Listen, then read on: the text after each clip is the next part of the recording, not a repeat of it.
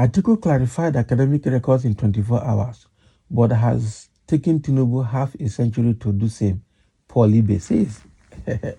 Now, wow, this that is the problem we have, and that is why people are calling on Tinubu to come and introduce himself to Nigerians. Okay, over this certificate issue, Atiku held a press conference to, tell the world about his credentials and about himself. Okay, and about the certificate saga and why he's doing what he's doing. Peter Obi has also come at whole press conference to tell the world about himself and his certificate and his academic history. Okay, and has also told people to go and verify, even though he's been attacked by their APC attack dogs.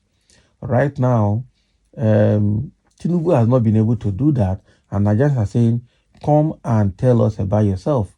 So rather than even telling Nigerians about himself, he's blocking all avenue to make his documents and credentials public.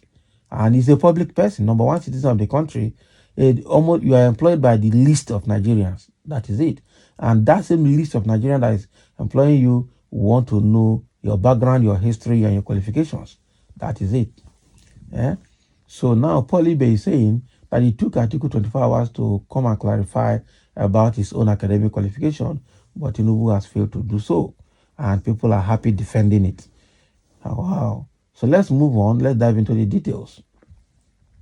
Paul Ibe, media advisor to Atiku Abubakar, former vice president, has challenged President Bola Ahmed Tinubu to personally clarify the discrepancies in his academic records. In a statement issued on Wednesday, Ibe said it took Abubakar 24 hours to explain the discrepancy in his West African Examination Council certificate when confronted by critics. Recall that Abubakar, whose WAEC certificate bears Sadiq, has since sparked forgery allegations on social media. However, the People's Democratic Party (PDP) 2023 presidential candidate explained that he used the name Sadiq when he wrote his WAEC in 1968, adding that he later swore an affidavit to declare that Abubakar Sadiq and Atiku Abubakar are the same person. Okay. Reacting, Ibe said Abubakar's explanation and display of the affidavit to back his claim shows an example of an upright man. So every elementary student of Islamic civilization will not find it hard to decipher that both Sadiq and Atiku are names that Prophet Muhammad gave to his bosom friend Caliph Abubakar. Therefore, Siddiq and Atiku are names that have a historical link to one person in Islamic theology. So Atiku Abubakar, knowing fully well the importance of proper documentation, went ahead in 1973, more than 50 years ago, to depose to an affidavit that he would wish to be known officially as Atiku Abubakar, and still keeps the original copy of that affidavit up to this day. Exactly. That is how to keep record. That is how to keep record. That is how to keep record.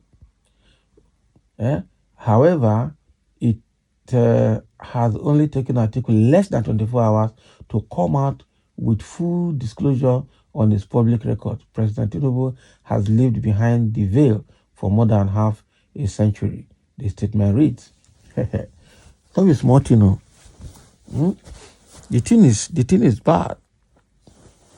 So, and what Tinubu did actually was to go to Wikipedia and change his name there to add Adekule to his name in the Wikipedia database. But is that what the Nigerian law says about changing names? If you are changing your name, you are required to do an affidavit as a change of name, and possibly put an extract if you have to go extra mile. Okay, police extract. So that and you publish it in the media, so that the whole world will know that when we are talking about these names, they are referring to you as a person. And that is the way to go, like what Atiku did. Okay, now rather than swearing an affidavit to correct his name, he is rather doing it somewhere else that is irrelevant, just to bridge the gap between his NYC certificate that is presenting and his other credentials.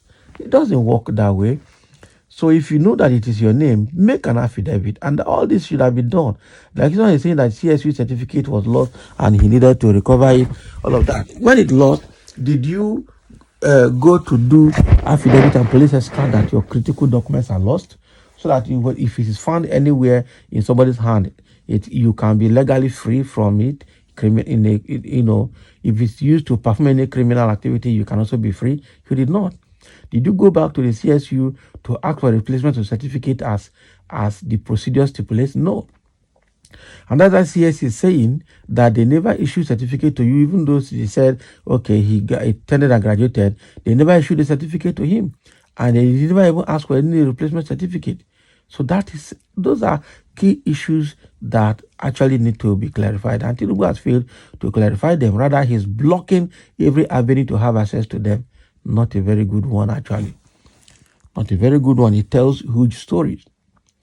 So let's see. Somebody's making a comment here. Tinubu, cannot substantiate to defend himself. Only his APC members are the ones trying to cover him up with flimsy excuses. They only emphasize on his forged certificate saga, but covering up his drug-related cases. Okay, so if you don't know, an ex-convicted criminal can never be a president. Can you imagine? We need an elected president and not a selected ones by particular party. So now somebody is saying Tinubu does not owe you any explanation. He's employed by Nigerians and is paid by the taxpayers of Nigeria. So he owes Nigerians explanation. That is the truth. It's constitutional. Somebody say he will be silent because he knew he has not done well. That is the problem. We have all refused all reason to say the truth. Okay, so we have all refused to say the truth. Yes. Somebody said, I've been a fan of Tinubu, but this is a foul play. So no point covering what is not necessary. Okay. Anyone living in a transparent house don't walk naked. He ought to have anointed Osibanjo rather than cause all this disgrace. When you know you have issues with your certificate, then stay clear instead of disgrace. He is selfish man because he knows Osibanjo was preferred by Nigerians. Exactly. That's the problem. If Osibanjo had come out to be president of Nigeria, Nigerians would be so happy to vote him because they know that with Osibanjo as president, things would turn right. But for selfish reasons, they decided not to allow Osibanjo come. And that is what is affecting everybody now. He would have been a very honorable kingmaker behind scene. And Osibanjo will be at the front doing the job. And he will still get his money. One for selfish. This is what selfishness can cost anyway. This is what selfishness can cost. It is not good. So that is the story here. Somebody has Atiku clarified it. No, he hasn't explained why he used another man's result to apply for university. He could bring his birth certificate to show his Siddiq from Cameroon. Can you imagine? These are propagandists. These are the propaganda this one is bringing here. So the issue is that the propaganda we are seeing is not only limited to Yoruba. We also see some Igbos and some Southerners also doing propaganda for APC. So it is and we also see some Yorubas also supporting Labour Party.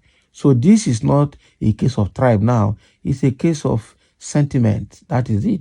And we need to manage our sentiments and emotions very well if Nigeria must move forward. Tinubu does not have time for frivolities. Can you imagine? Even his silence is paining them. But silence is the best answer to a fool. Okay, if that's what you think, good luck. So thank you for listening. Let's have your comment.